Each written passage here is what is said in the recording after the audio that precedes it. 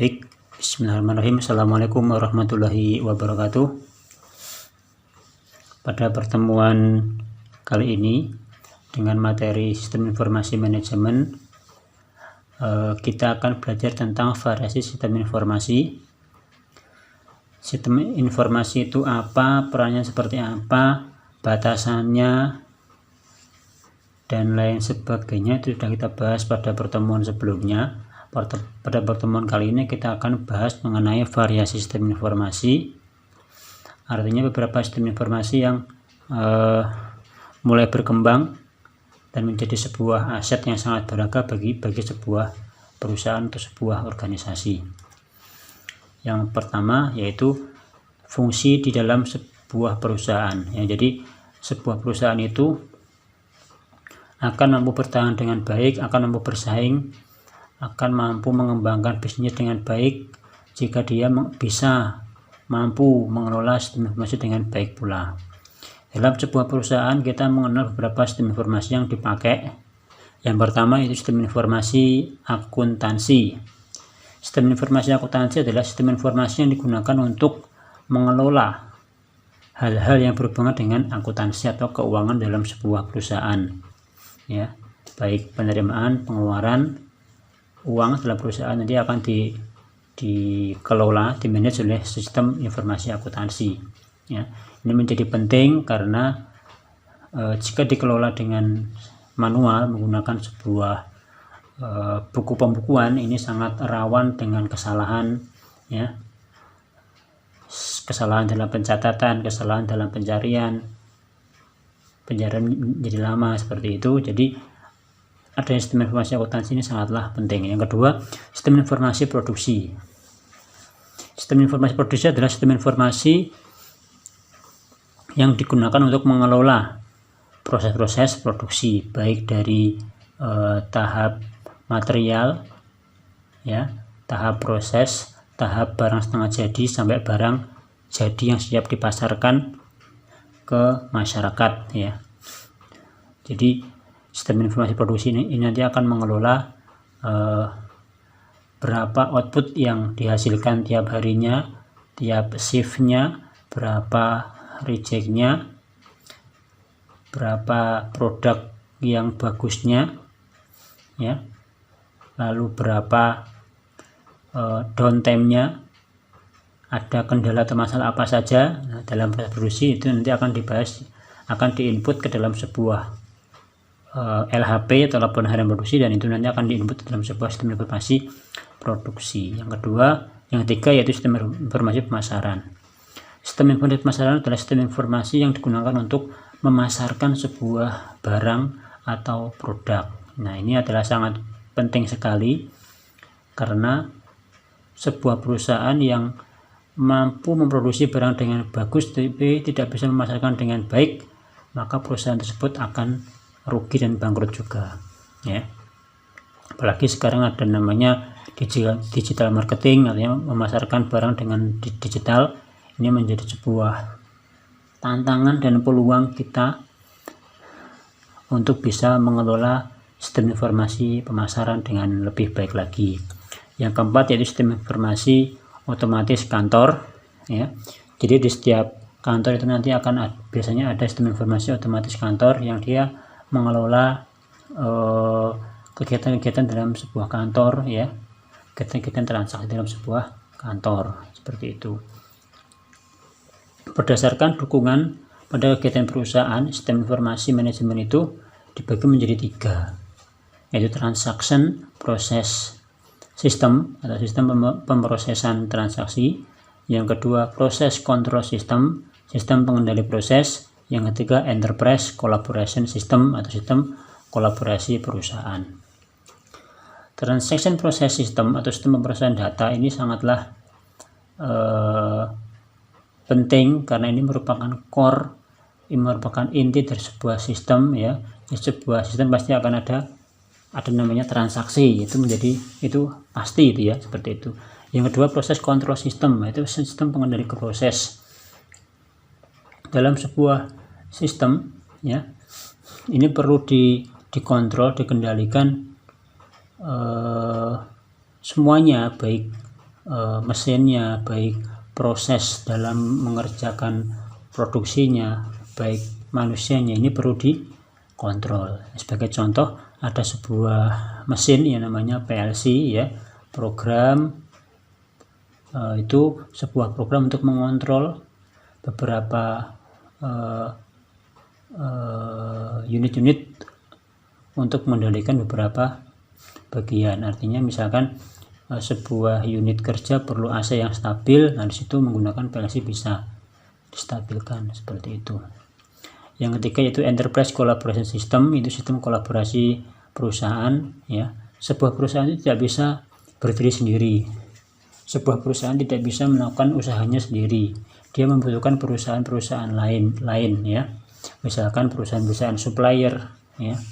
Perusahaan-perusahaan yang siap menampung barang-barang dia ya. Sekarang ada namanya tempat untuk menyewakan barang-barang hasil produksi, gudang ya. Jadi sekarang gudang, beberapa perusahaan sudah tidak membangun gudang ya. Dia memilih untuk menyewa gudang, makanya ada namanya warehouse ya, warehouse system seperti itu. Berdasarkan hubungannya dengan pembuat keputusan, sistem informasi itu dibagi menjadi 3, itu sistem informasi manajemen. Artinya sistem informasi ini yang diperuntukkan oleh manajemen dia untuk memanage informasi, sistem informasi seperti itu ya, baik di manajemen tingkat lower, middle maupun top seperti itu. Yang kedua itu sistem pendukung keputusan atau SPK. Sistem pendukung keputusan ini sangatlah penting untuk membuat sebuah keputusan yang strategis. Misalkan sistem pendukung keputusan untuk menentukan karyawan terbaik. Nah, ini menggunakan sebuah sistem pendukung keputusan ya. Sistem pendukung keputusan untuk mencari mahasiswa yang diprediksi lulus tepat waktu. Nah, seperti itu. Yang ketiga itu sistem informasi eksekutif, yaitu sistem informasi yang digunakan oleh para eksekutif, bagian eksekutif seperti itu. Berdasarkan klasifikasi lain ya, ada namanya sistem pakar. Sistem pakarnya adalah sistem pakar untuk mendeteksi misalkan sistem untuk mendeteksi penyakit jantung seperti itu ya. Sistem pakar untuk mendeteksi kerusakan mobil ya, seperti itu. Jadi jika ada mobil rusak gitu ya, mungkin kita bisa mendokumentasikan apa yang ciri-cirinya apa ya, rusaknya apa seperti itu. Jadi ke depan ini menjadi pengganti sebuah bengkel seperti itu ya, untuk menggantikan sebuah sistem untuk menggantikan para karyawan yang bekerja di bengkel ya. Yang kedua sistem manajemen pengetahuan atau knowledge management system. Sistem ini juga sangat penting untuk memanage pengetahuan. Jadi pengetahuan itu ada dua, pengetahuan tacit knowledge sama explicit knowledge ya. Kalau tacit knowledge adalah pengetahuan yang tidak bisa dilukiskan, pengetahuan yang abstrak, pengetahuan yang berada pada otak atau kepala manusia, seperti skill ya, skill, akhlak, keimanan, itu ada di tacit knowledge. Sedangkan explicit knowledge adalah pengetahuan yang bisa didokumentasikan baik berupa tulisan, video, rekaman maupun gambar ya. Pengetahuan ini perlu dimanage dengan baik untuk meningkatkan nilai atau meningkatkan kualitas dari sebuah perusahaan, sumber daya dari sebuah perusahaan. Jadi sebuah perusahaan tidak cuma mengandalkan sumber daya alam, tapi sumber daya manusia juga sangatlah penting untuk kelangsungan keberhasilan dan kemajuan perusahaan tersebut ya. Yang ketiga itu sistem informasi strategis, artinya sistem informasi yang digunakan untuk bidang-bidang yang sangat strategis seperti itu. Yang keempat sistem informasi bisnis. Sistem informasi untuk menentukan langkah-langkah selanjutnya dalam melakukan sebuah bisnis, seperti itu ya. Jadi sebuah bisnis itu ada namanya analisis dulu, dan namanya analisis SWOT ya, strength, weakness, opportunity ya.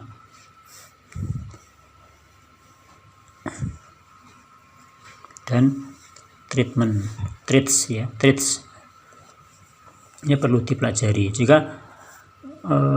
peluangnya besar ya mending dilanjutkan ya, untuk membuka cabang yang lebih baik. Tapi kalau jika ancamannya lebih banyak ya, dan peluangnya kecil, mendingan tutup saja itu bisnis, seperti itulah ya, kurang lebih seperti itu.